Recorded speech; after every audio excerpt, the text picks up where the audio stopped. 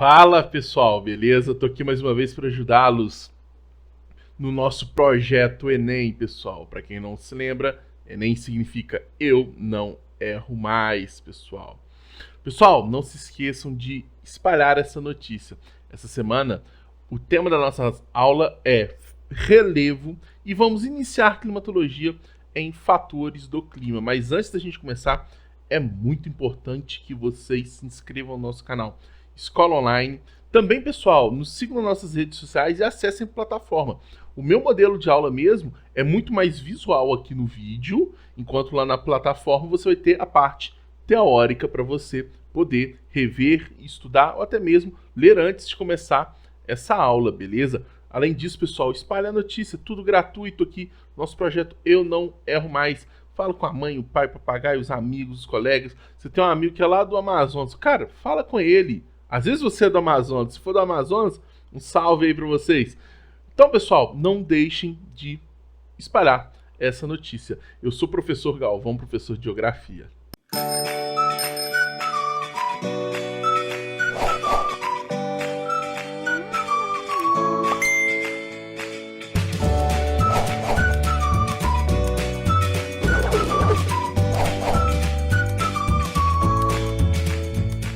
Pessoal, vamos começar falando então a respeito das formas do relevo.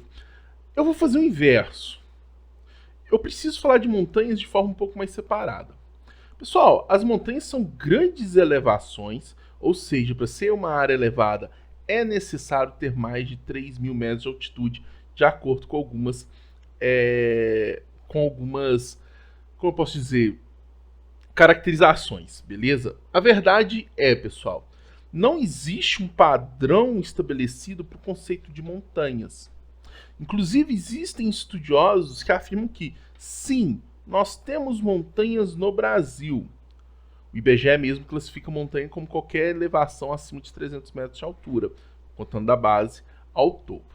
Mas quando a gente analisa mais o aspecto voltado ao que cai no Enem, ao que é passado para nós no ambiente escolar, a gente tem que pensar que não. Áreas montanhosas estão vinculadas a áreas de dobramentos modernos. O Brasil, a estrutura geológica brasileira já é bem antiga. No caso, nosso relevo ele é bastante dissecado, ele é bastante erodido, intemperizado. Por isso nós não teríamos montanhas no território brasileiro, beleza? Mas, pessoal, além disso, para ser considerado uma área elevada, é necessário que tenha mais de 3.000 metros de altitude. E o Brasil, o ponto mais alto não chega a 3.000, chega a 2.995 metros de altitude, que é o pico da neblina no estado do Amazonas. Pessoal, quando nós falamos de montanhas, aqui por exemplo uma montanha vulcânica, ela provavelmente foi formada essa elevação devido à atividade vulcânica, com o passar do tempo, foi se elevando em relação ao seu entorno. Mas as montanhas também podem ser formadas a partir de atividades tectônicas, a partir de falhamentos, ou até mesmo a partir de processos erosivos, beleza? Aqui nós temos, por exemplo, um fragmentozinho da Cordilheira dos Andes, pessoal. O que é uma cordilheira, né? A cordilheira, pessoal, é uma sequência de montanhas, um conjunto de montanhas que normalmente ficam enfileiradas. Normalmente, as cordilheiras são formadas principalmente em áreas de encontro de placas convergentes. Existem exceções, como por exemplo a dorsal mesoatlântica, que a gente viu na última aula, lá no meio do Oceano Atlântico, ela é uma cordilheira que se encontra no Oceano Atlântico, mas que não possui encontro convergente entre placas.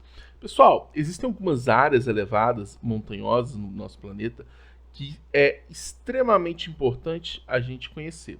Por exemplo, pegando aqui nisso na América do Norte, nós temos, por exemplo, as montanhas rochosas, ok? As montanhas rochosas são formadas a partir da placa da América do Norte com a placa do Pacífico, beleza? Nós temos na América do Sul a Cordilheira dos Andes, que é a cordilheira mais extensa em extensão, não em elevação, do nosso planeta. É formada a partir do choque convergente entre a placa sul-americana e a placa de Nazca, beleza? Além disso, pessoal, é interessante a gente entender também que existe uma certa propriedade em relação essa questão. Por exemplo, em determinados locais a gente observa que as elevações são um pouco superior. Isso varia da intensidade, isso varia do tempo de formação, isso varia inclusive dos agentes que atuam ali como erosivo em intempéricos. Aqui, pessoal, por exemplo, nós temos a área mais elevada do nosso planeta, que é a Cordilheira do Himalaia.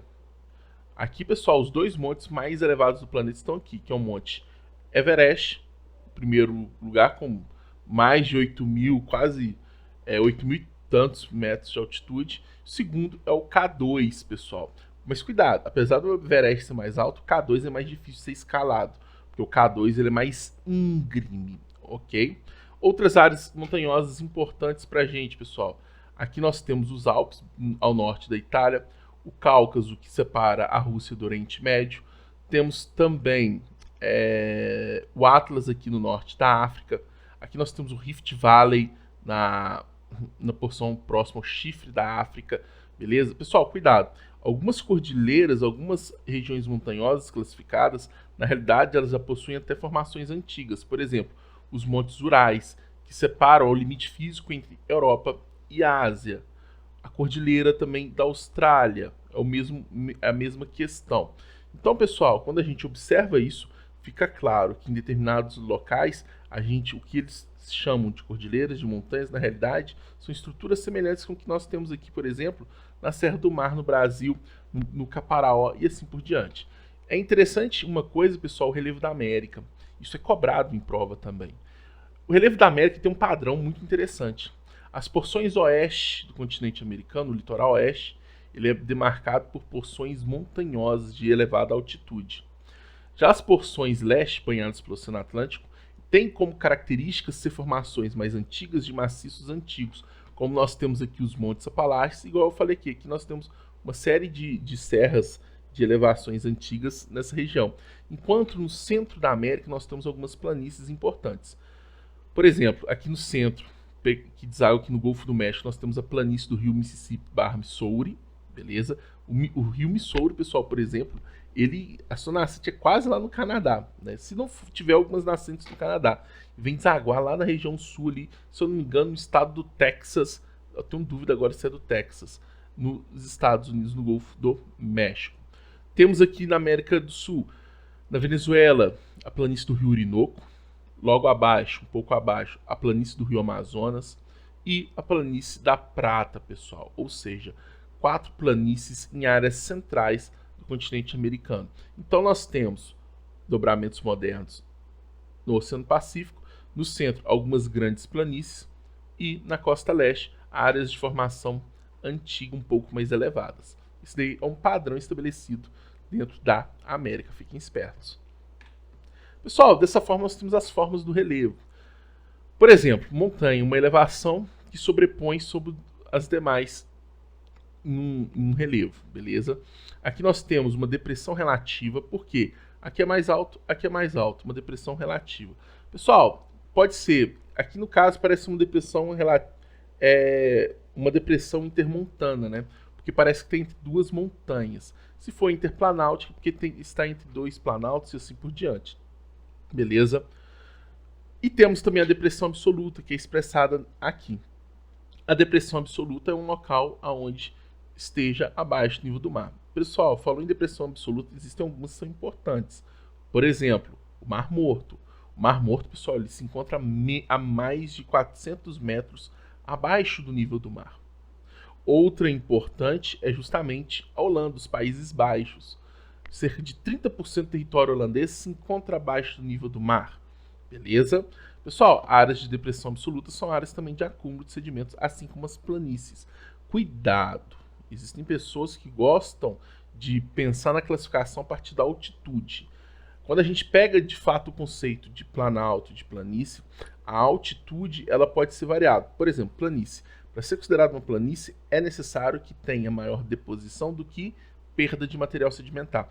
Por isso, por exemplo, permite que aquele pequeno córrego que tem ali na sua cidade, às vezes as margens dele está acumulando mais. Por isso que a gente fala planície de inundação daquele córrego.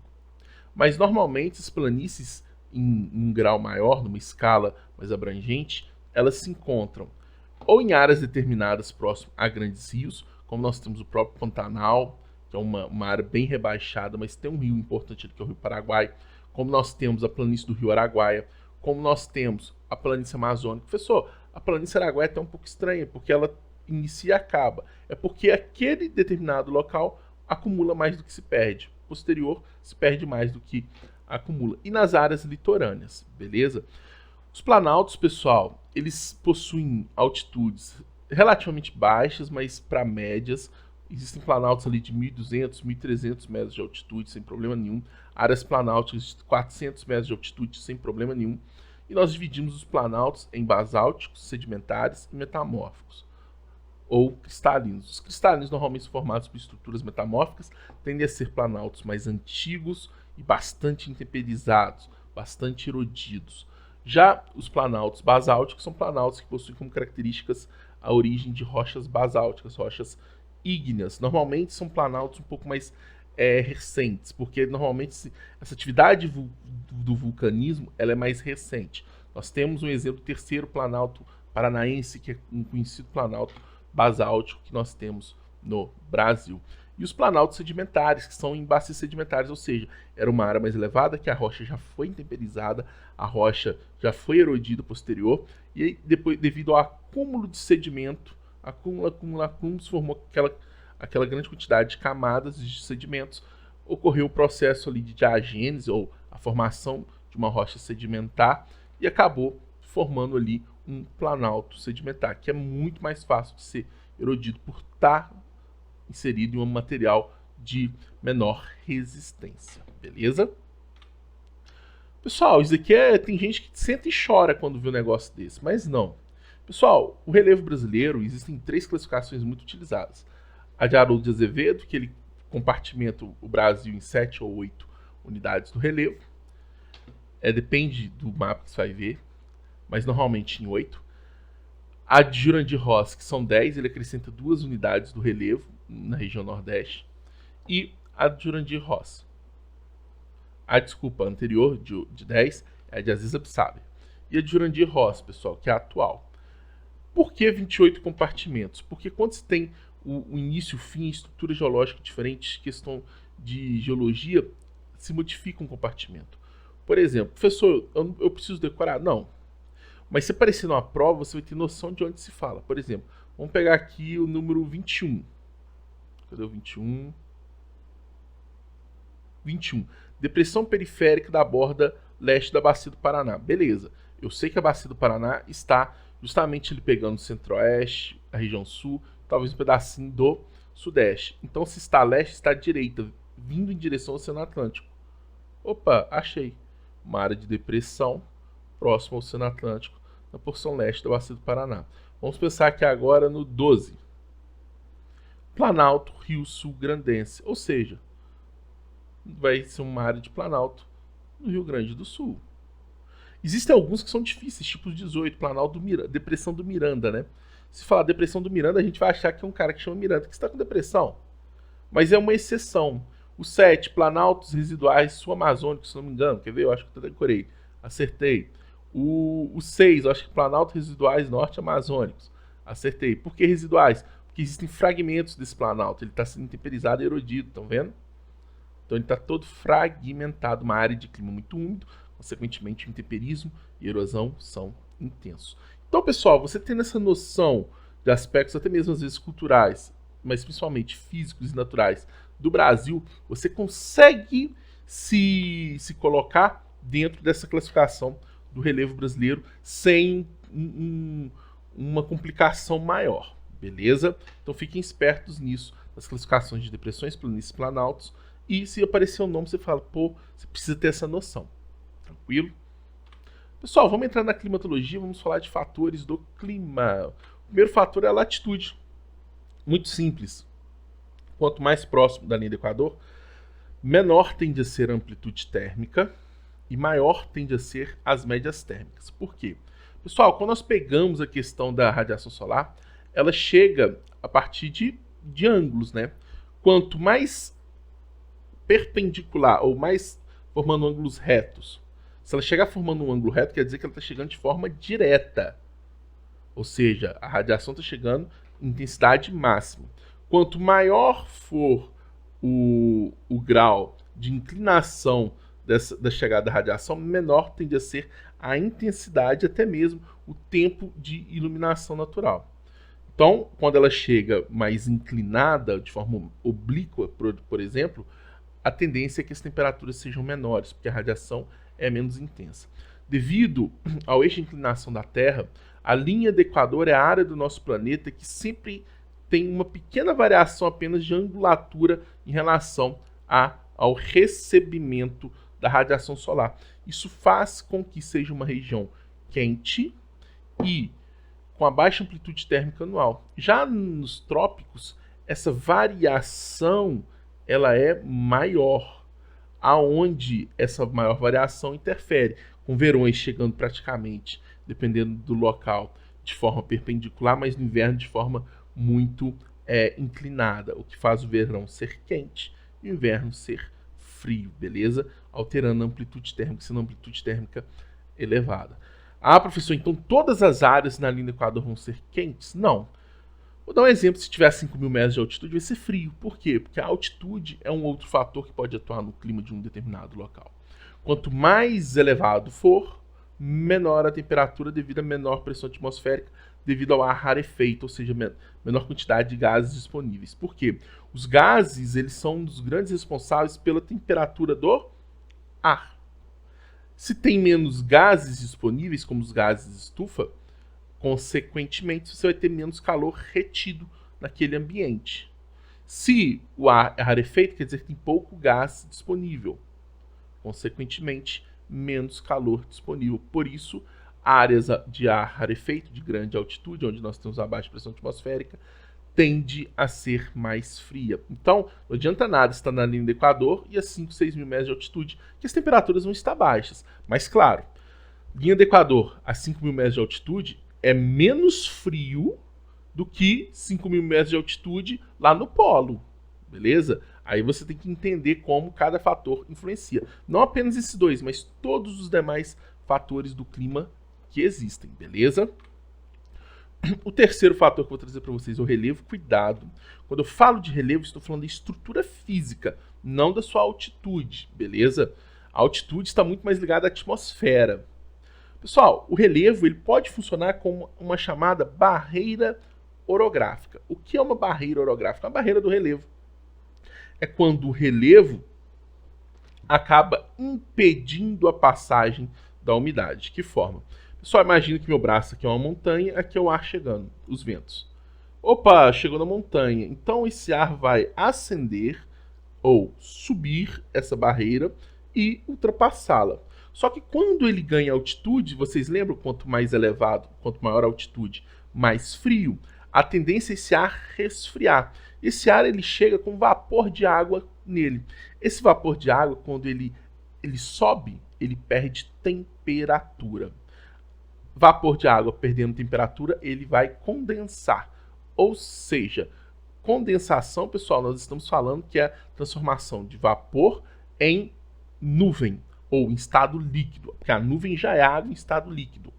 Se nós temos uma grande concentração de nebulosidade, consequentemente, vai ter uma grande ocorrência de chuva. Por isso, as áreas do relevo que recebem esse ar de frente, que é o chamado barlavento, ou seja, que barra o vento, são encostas úmidas. Só que a encosta oposta, que o ar já desce seco, ela tende a ser seca, pessoal. É o sotavento. Um barra, o outro solta o vento deixando embora.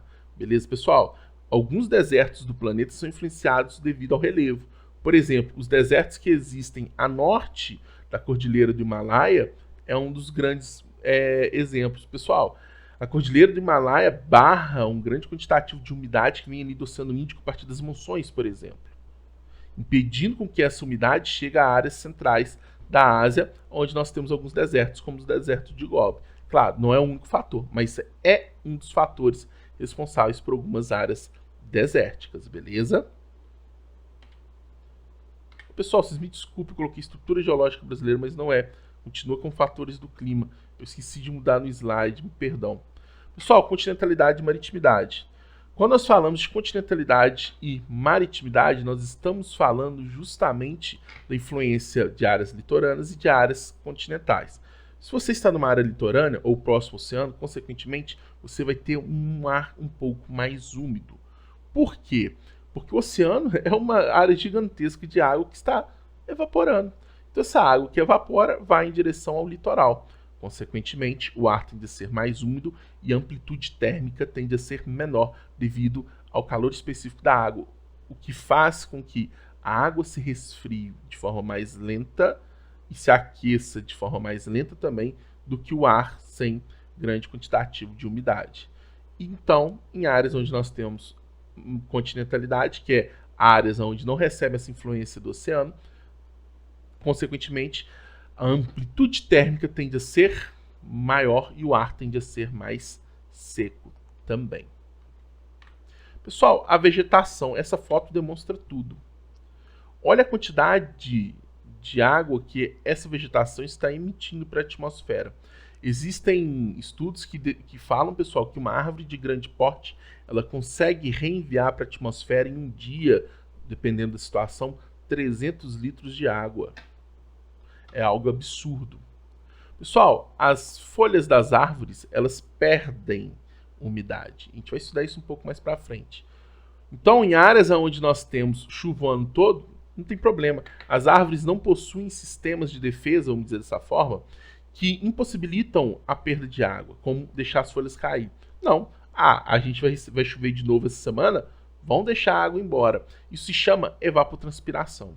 Áreas onde nós temos grande concentração florestal de florestas equatoriais e tropicais, por exemplo, florestas perenes, consequentemente a evapotranspiração tende a ser elevada, e uma elevada evapotranspiração faz com que aquele ambiente tenha como eu posso dizer, quantitativo de chuva muito forte durante todo o ano, porque a água vai, mas ela volta, beleza? E as correntes marítimas, pessoal, para finalizar com chave de gold aí. Áreas cortadas por correntes quentes tendem a ser mais úmidas. Por quê? A água quente evapora mais do que a água fria. Áreas cortadas, litorais cortados por correntes frias tendem a ser mais seco, porque é menos água que evapora. E quando a gente observa esse mapa, isso fica muito nítido. Por exemplo, corrente das Canárias. Ela passa exatamente no litoral próximo ao deserto do Saara. Corrente do Peru, também chamada de corrente de Humboldt, deserto do Atacama. Corrente de Benguela, deserto de Kalahari. Então, pessoal, existe sim uma influência direta da temperatura da corrente marítima em relação à quantidade de umidade existente. Áreas cortadas por correntes quentes tendem a ser mais úmidas. Professor, o que faz uma corrente ser quente ou fria? O seu local de origem. As correntes formadas em grandes latitudes, ou seja, próximo aos polos, elas tendem a ser frias. Já as correntes formadas no Equador tendem a ser quentes. Claro, fiquem espertos. Professor, tem alguma corrente que eu tenho que conhecer? É bom. Sul equatorial, do Brasil, das Guianas, que são as 3 correntes que atuam de forma bem direta no Brasil. A de Falkland é importante porque ela chega a atuar também em parte do litoral do Brasil. A de Humboldt, ela é responsável, por exemplo, ela é uma corrente que influencia na questão, por exemplo, do El Niño, mas principalmente, a corrente mais fantástica em relação a isso para mim é a corrente do Golfo. Também, às vezes, quando se chega mais ao norte, é chamada de corrente do Atlântico Norte. Ela se forma aqui no Golfo do México e vai em direção ao norte da Europa, pessoal. O norte da Europa possui um clima chamado clima temperado oceânico. Por que clima temperado oceânico? Porque o oceano influencia de forma direta no clima daquela região. Como uma corrente quente é grandes níveis de evaporação de água, consequentemente o ambiente é extremamente úmido em algumas partes do norte da Europa. Por exemplo, eu tive amigos que fizeram intercâmbio na Irlanda e falaram, cara, lá fica nublado o tempo inteiro. Parece até que eu tô no filme Crepúsculo.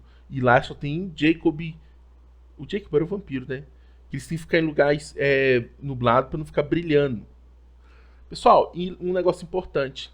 A corrente do Golfo, a corrente do Atlântico Norte, ela impede com que no período de inverno, portos do norte da França, do Reino Unido, eles congelem.